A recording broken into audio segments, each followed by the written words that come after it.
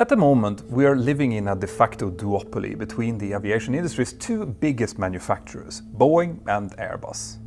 But does it have to continue this way? How hard would it be to actually threaten the dominance of these two giants? And did you know that we actually have recently lost a promising contender? Stay tuned.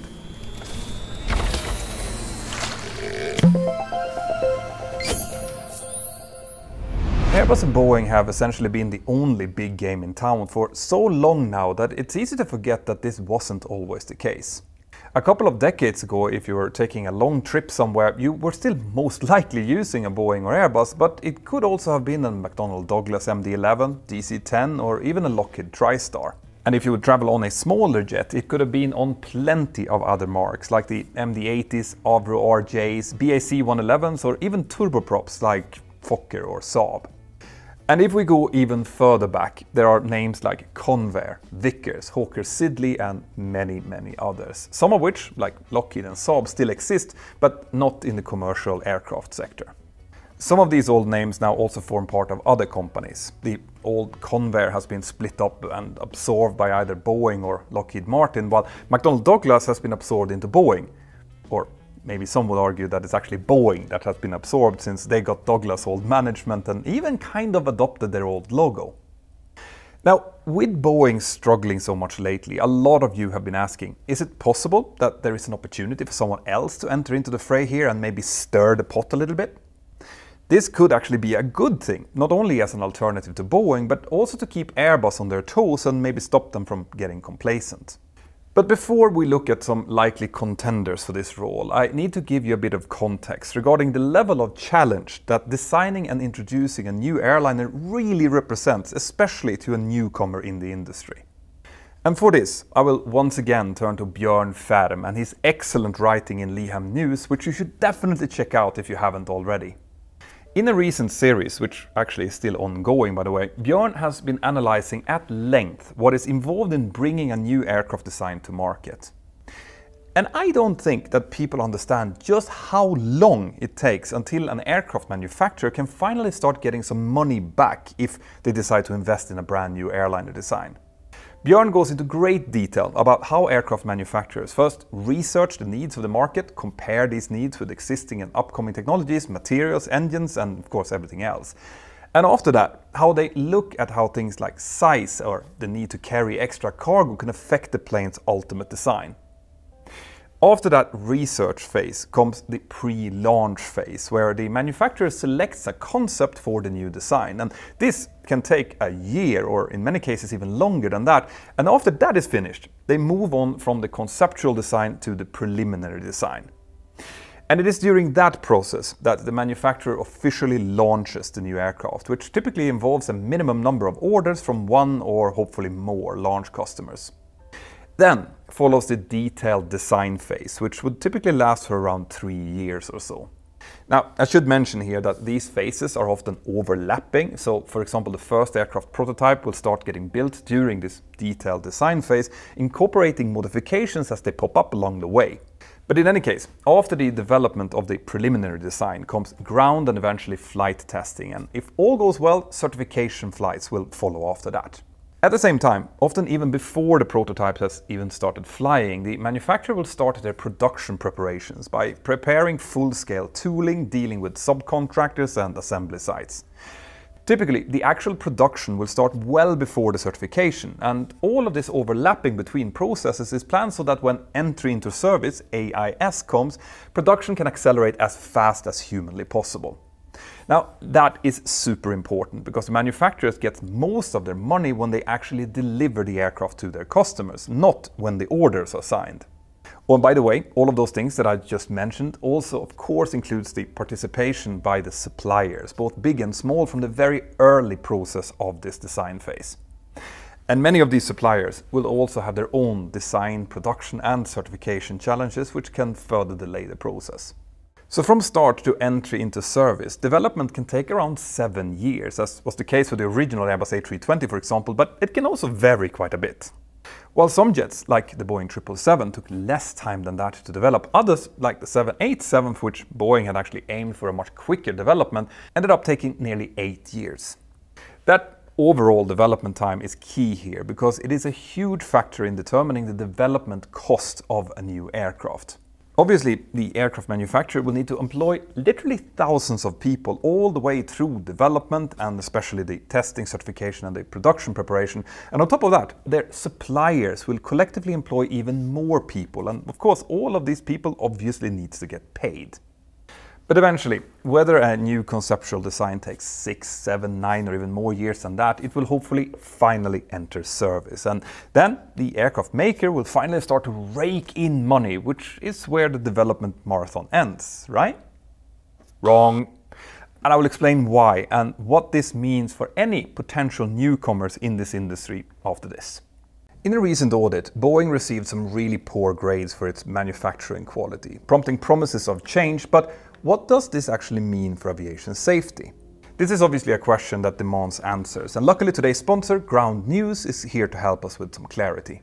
So let's have a look at what Ground News actually is, whilst we dive into the latest updates about Boeing's manufacturing challenges and the scrutiny that they're now facing.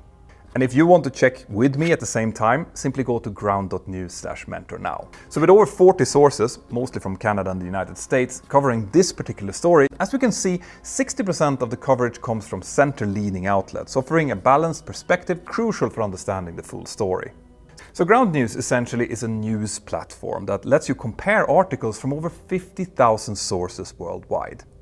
They use meticulous analysis and reporting to always represent the facts without any of the usual political spin. So if you value staying informed amidst turbulent times, find political blind spots in the reporting and get a great overview of what's going on, Ground News is here to help you. And if you use my link here, which is ground.news/mentor now, you'll get 40% off the Vantage plan this month.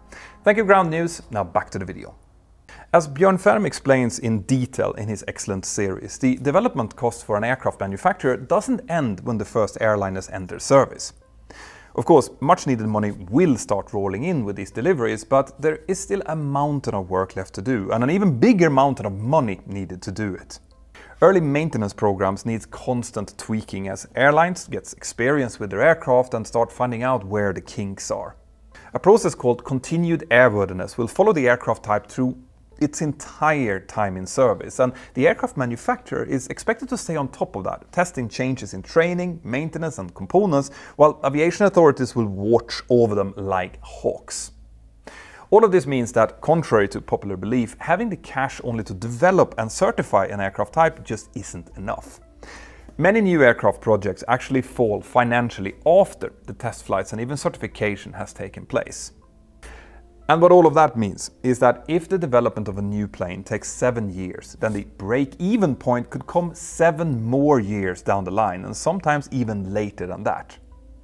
We've seen that in the case of programs like the Boeing 787 or the Airbus A220, for example. And this matter, the crazy long time it takes for the return of investment to kick in, is the first barrier to entry for newcomers in this world. And I'm going to call this barrier moat number 1. And we'll get to the next moat very soon. But who are these potential players that could step in here then?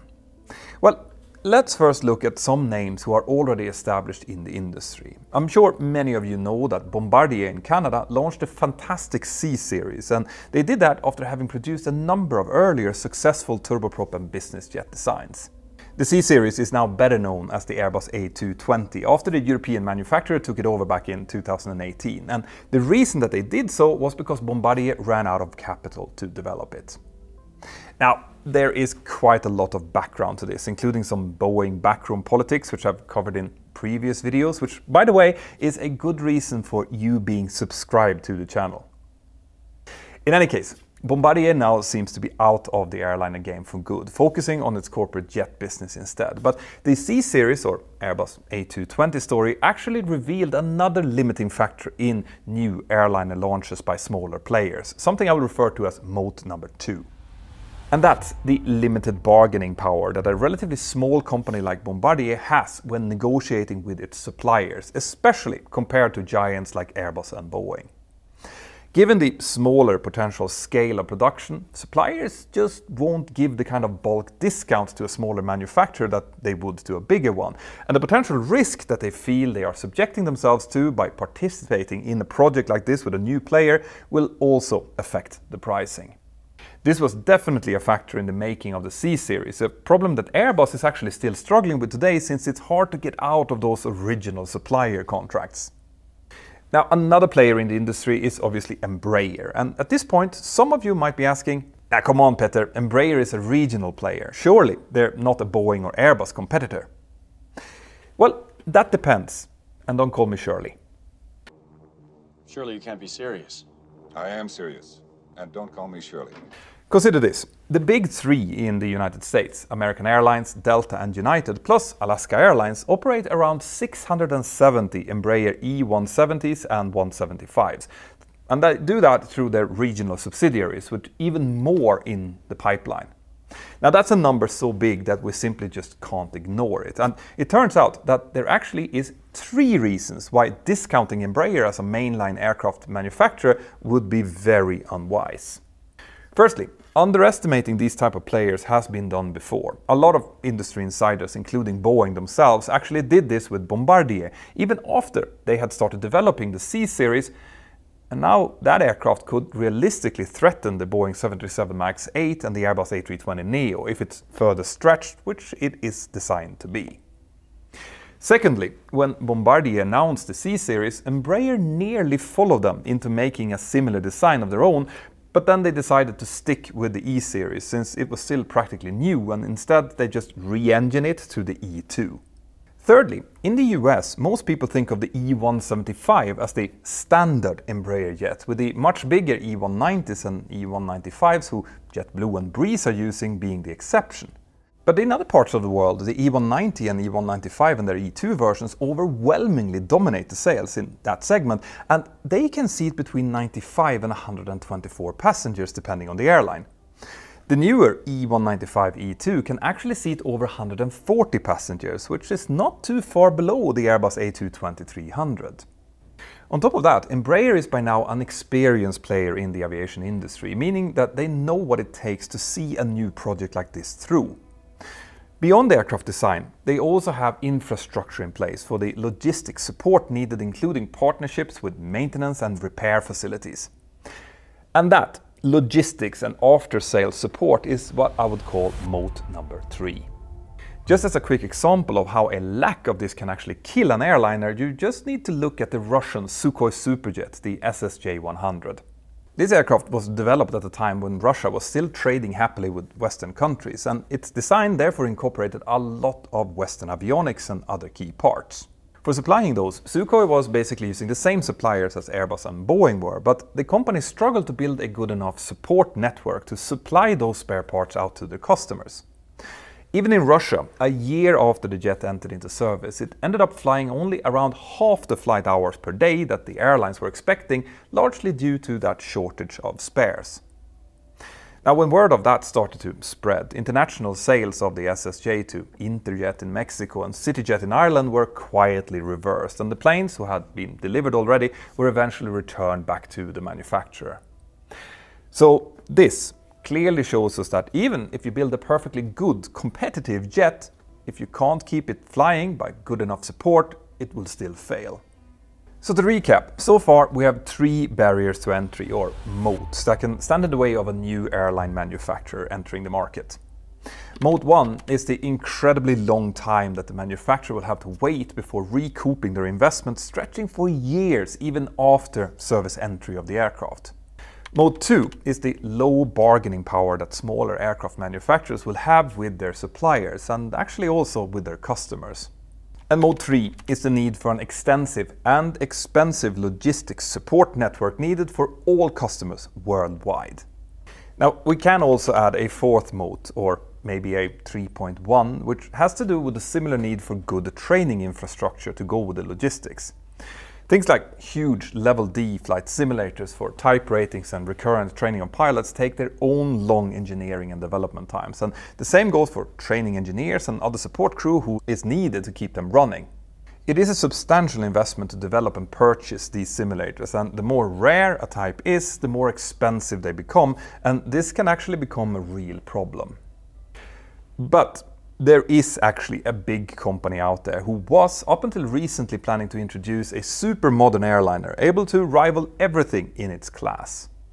And this company was actually relatively well positioned to bridge all of those moats that I've just explained to you. This was the promising aircraft manufacturer which I mentioned in the very beginning of the video, and as some of you might have already guessed, I'm talking about Mitsubishi and its SpaceJet. Now, you might primarily know Mitsubishi as a car manufacturer, but it's actually an enormous company, making anything from cars, air conditioners, wind turbines, tanks, ships, marine equipment, and of course, aircraft. So far, they have made mostly military ones, like license-built versions of American fighter jets and helicopters, but with Japanese electronics. As for commercial jets, Mitsubishi are currently making the composite wing box and other parts of the wing for the Boeing 787. And in 2008, after years of studies, the company launched what was originally called the Mitsubishi Regional Jet, or the MRJ. If that aircraft would have entered service, it would have been a direct competitor to Embraer's E175, and initially it was planned to have an all-composite construction. But interestingly, Mitsubishi eventually concluded that a structure made mostly of advanced aluminium alloys would actually be a bit lighter, so they switched over to that instead. And of course, that change and many other minor tweaks in the design really slowed down its development. But the definitive M100 SpaceJet design would have pulled off something that Embraer didn't manage to do with their E175-E2 model. And that was to fit the aircraft into the US scope clause while still incorporating modern Pratt & Whitney geared turbofan engines. Now, I have explained what the scope clause rules are in a previous video, but in short, they are agreements between the US airline majors and their pilot unions regarding the maximum size of aircraft allowed in the majors' regional subsidiaries. Those aircraft sizes are defined in terms of gross weight, range and passenger capacity, and remember how before I mentioned that the original Embraer E175 is extremely popular in the United States? Well, the reason that it is so popular is exactly because it fit these rules quite well. But unfortunately for Embraer, the newer re-engined E175-E2 did not fit those rules. Its geared turbofan engines are much more efficient, but also heavier, pushing the plane just beyond the gross weight limit of 39 tons or 86,000 pounds with realistic passenger loads and fuel. So the M100 SpaceJet was designed to meet those same specifications, using essentially the same geared turbofan engines. Now, Embraer had originally hoped that the scope clause rules would be relaxed a little bit, allowing the E175-E2 to serve the same role as their older variants had, and to be fair, the airlines in the US also thought that that would happen. But it didn't. The US pilot shortage meant that the existing pilots had more leverage, so when new contracts were up for negotiation, it was pretty clear that the change in scope clause was completely out of the question, removing the entire market for the E175-E2. So logically, that should have kicked the door wide open for the Mitsubishi SpaceJet, which was tweaked specifically during development to better fit those same rules, and because of that would now have a huge efficiency advantage. Mitsubishi had also understood the importance of overcoming moat number 3, the need for a logistics and after-sales network. So back in 2019, they had actually bought the CRJ regional jet program from Bombardier, which still had a handful of orders at that point. That move also meant that they now got access to several major aircraft service support facilities and organizations in both Canada and in the United States. All of those facilities were already working with airline customers of the CRJ, many of whom had now also placed orders for the SpaceJet, so this was perfect. But by the time that this deal had gone through, it was actually too late.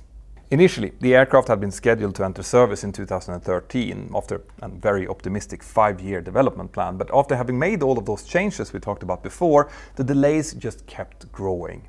So when the pandemic hit in 2020, only 9 SpaceJets were either flying or in ground testing. So even though they had around 500 pre-orders of the type, officially the aircraft was first slowed down, then paused in 2020 before getting completely cancelled in 2023.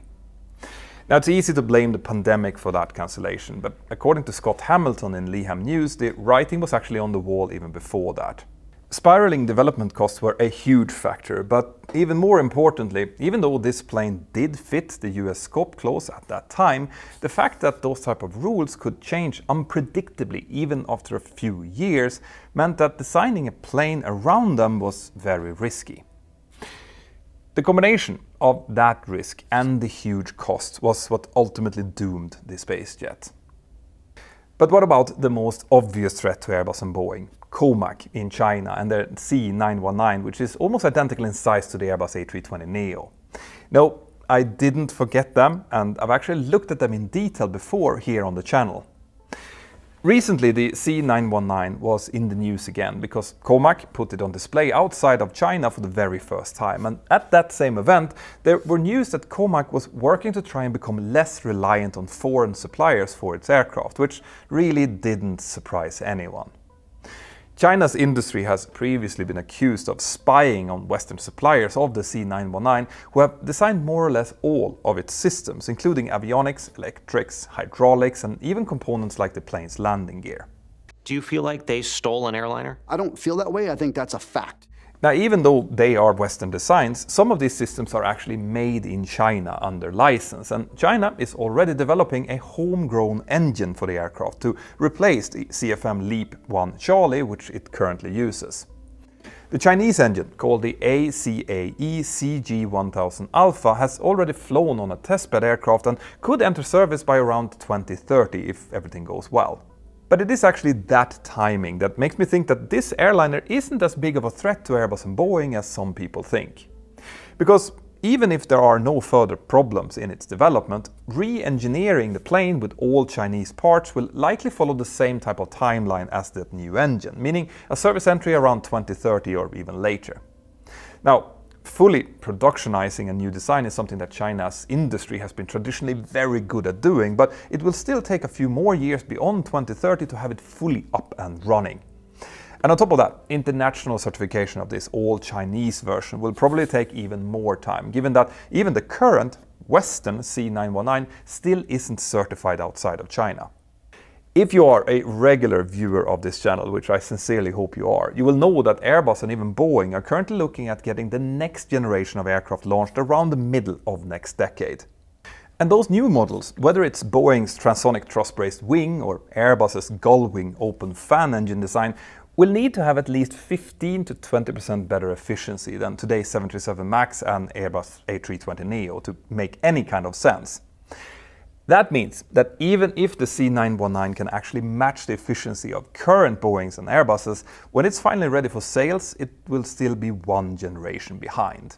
On the other hand though, Comac probably doesn't have to worry too much about long development periods, slower return to profitability, and most of the other modes that I've talked about.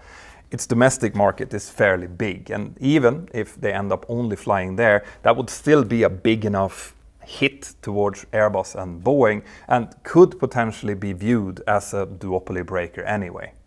But if the C919 wants to have an international career, then its efficiency, its support network, maintenance and training will all become very relevant again. Now, these long aircraft development times, supplier risks and the dramatic swings of the commercial aircraft market can be so daunting that even established aircraft manufacturers like Saab and Lockheed Martin have decided to just leave it behind, concentrating on military projects instead. The aircraft design that we should probably credit as the one that got the closest to threatening Airbus and Boeing in recent years is the C-Series, which of course is now called the Airbus A220. And dealing with any challenger by absorbing it like Airbus did there is likely another strategy that the two incumbents will use if something or someone new and innovative would actually appear. So realistically, I don't see any end to the current duopoly unless something really drastic happens. But I would love to hear what you think about this. Send in your comments here below and give the video a like if you think that it deserves it. Now, consider supporting the channel by buying some merch using the links here below, supporting my sponsor, or join my quality control over on Patreon. Have an absolutely fantastic day wherever you are, and I'll see you next time. Bye-bye.